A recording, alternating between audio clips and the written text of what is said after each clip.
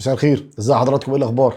النهارده الحلقه الثانيه بخصوص خفايا الشراء للوحدات السكنيه والتجاريه والاداريه. هتركزوا معايا. اولا، الشراء يا جماعه مش مجرد بس قرار مالي، ده قرار بيحدد مصير انت هتعمل ايه. هل الفلوس اللي انت هتحطها في العقار ده هتستفيد منها الاستفاده بالشكل المظبوط، ولا هتخش في مشكله نزاعات عقاريه، او مشكله امتناع عن تسليم، او مشكله عدم الالتزام بالمواصفات المتفق عليها في التشطيب او في التسليم.